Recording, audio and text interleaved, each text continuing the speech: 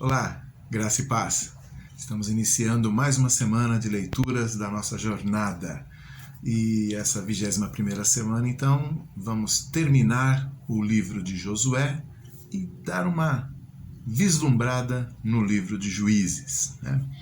Então, nessa semana nós teremos no capítulo 15 de Josué a continuação do loteamento da terra prometida, né? Então você tem ali Judá no capítulo 15 recebendo suas terras, Efraim no capítulo 16, a meia tribo de Manassés no 17, a tribo de Benjamim no 18, e depois no capítulo 19 uma série de tribos são nomeadas, né? Simeão, Zebulon, Issacar, Azer, Naftali e Dan.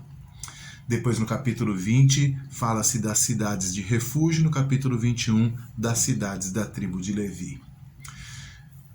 Por fim, nós temos aí o retorno das duas tribos e meia que já tinham a sua terra, né? Ruben, Gade e a outra meia tribo de Manassés, que retornam para as suas terras no capítulo 22.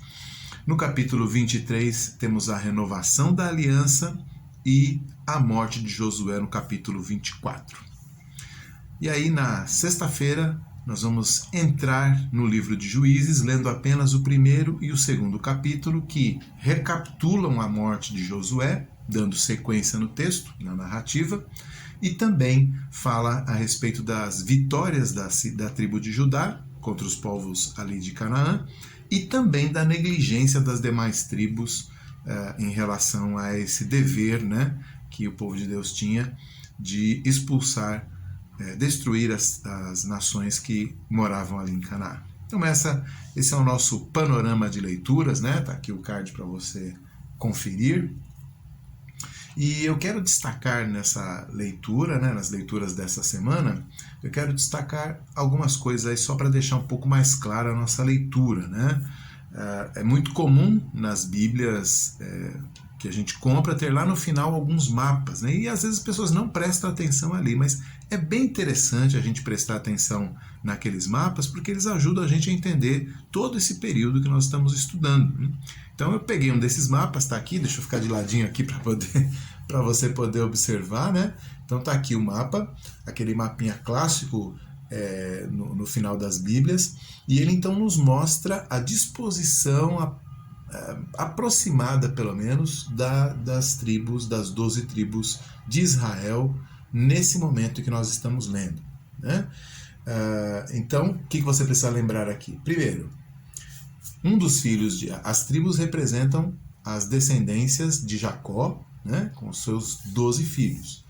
Mas o seu filho José, como a gente se lembra lá do final do livro de Gênesis, ele foi expulso, né, da sua terra, e lá no Egito ele então se casou e teve 2 filhos, Efraim e Manassés. Então não existe uma tribo de José, né, dividindo a terra, mas Manassés e Efraim representam José com 2 tribos. Aí você fala, paz, então viraram 13, né? Pois é, mas você também tem que lembrar que Levi, a tribo de Levi, não tem terras, eles não têm direito a uma herança de terra, né, para que eles possam cultivar e viver a sua vida, porque eles têm que se dedicar ao sacerdócio. Então eles vão cuidar do serviço sagrado e, portanto, não vão tirar o sustento da terra, né? Eles têm cidades para morar, mas eles têm que viver do sacerdócio e, portanto, eles vivem dos dízimos, tá certo? Então você tem 11 tribos sustentando uma tribo com os seus dízimos. Então, a tribo de Levi vivia aí com uma média, né, daquilo que os outros também arrecadavam, sem que ela precisasse ter uma terra para arar, para cultivar e tudo mais. Então, eles tinham as cidades e viviam dos dízimos. A última coisa aqui é notar que você tem no meio do mapa, né, você tem o Rio Jordão, né, com o Mar da Galileia e tudo mais, o Rio Jordão, e do lado leste, né, estão as 2 tribos e meia que antes de cruzar o Jordão, né, então eles fizeram a volta e aí eles se aproximam do Rio Jordão e 2 tribos falam assim, não, a gente vai ficar desse lado mesmo, né, a gente viu isso lá em Números 32. E aí as outras tribos falam, mas aí a gente vai ficar enfraquecido. Aí essas 2,5 tribos dizem, não, nós vamos ajudar vocês a destruírem os inimigos, mas depois a gente volta para nossa terra que a gente gostou daqui. E aí esse acordo é feito e nós vemos agora no nosso texto isso se concretizando. 2,5 tribos ficam desse lado, as outras tribos ficam após o Jordão, cruzam o Jordão e arranjam suas terras por ali. Então, essas notas aí são importantes para a gente entender a disposição desse mapa, onde as 12 tribos estão, mas a gente não entende muito bem cadê essas tribos, por que elas são diferentes. Tá? Então, importante para a gente entender. E eu quero também fazer 2 destaques em termos de interpretação. Eu já tinha falado na semana passada para vocês, para notarem os recursos literários que o nosso autor usa para contar a sua história e passar a sua mensagem.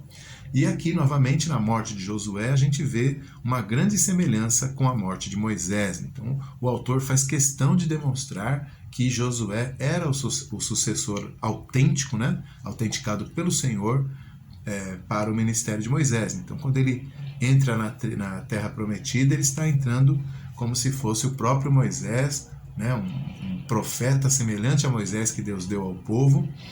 E, claro, infelizmente, depois, em Josué, a gente descobre que com a morte de Josué, em Juízes, a gente descobre que com a morte de Josué, o povo começou a se desviar rapidamente.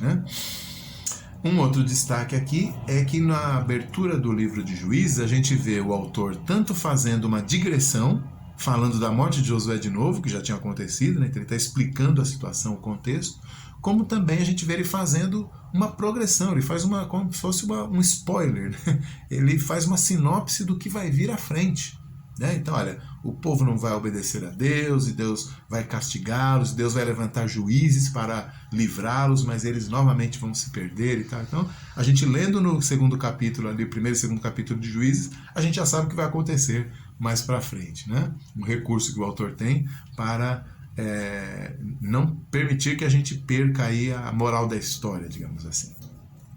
E por fim, o tema teológico de todo esse trecho que nós estamos lendo, o trecho de histórico aí, que percorre, na verdade, existe muita história no Pentateuco, Gênesis inteiro é um livro histórico, grande parte de Êxodo, algumas porções de Números, então tem história lá também no Pentateuco. E essa história do povo de Deus, ela meio que está encapsulada naquele trecho lá de Deuteronômio, que a gente leu umas 2 semanas atrás, 2 ou 3 semanas atrás, onde Deus diz assim: eis que hoje eu ponho diante de vós a bênção e a maldição, escolhei qual vocês querem. Se vocês obedecerem é bênção, se vocês obedecerem é maldição. Esse versículo parece que resume toda a história do povo de Deus no Antigo Testamento, e quem sabe um pouquinho da nossa também. Então você tem o tempo todo aquele ciclo, que agora em Juízes vai ficar muito evidente. Se você conhece o livro de Juízes, você sabe disso. Então vai ficar muito evidente que o povo desobedece e é amaldiçoado. E aí então essa maldição acontece por meio da opressão de outros povos, que vêm e vencem Israel. Aí eles se arrependem, buscam a Deus, Deus os livra, abençoando o seu arrependimento, mas dali a pouco de novo eles desobedecem e recebem maldição. Bênção e maldição, eles vão alternando entre essas duas coisas o tempo todo. Bom, então esse é o tema teológico, mostrar como o povo de Deus oscila entre esses dois polos, e mostrar como Deus é paciente em tudo isso, mantendo ali a sua fidelidade, mesmo quando Deus castiga, ele está sendo fiel, porque ele disse que ia fazer isso, ele está sendo fiel àquilo que ele prometeu, na sua aliança. Uma aliança que é ratificada por Josué no final dos seus dias. Então, uma aliança que continua valendo da parte de Deus, e o povo de Deus tem as suas obrigações também, de obedecer a essa aliança para receber as bênçãos, e na desobediência, já sabe, vão receber as maldições, os castigos da aliança. Bom, então, Josué, uma leitura que foi até rápida, terminamos em 2 semanas, já estamos entrando em Juízes, também vai ser uma leitura rápida, vamos terminar também em 2 semanas, e vamos caminhando aí para o meio, para terminar o nosso primeiro semestre, com uma porção bastante generosa da palavra de Deus lida, e tenho certeza com muita edificação. Bom, que Deus abençoe a sua leitura e te dê muita instrução aí nesse trecho da palavra de Deus. Até mais!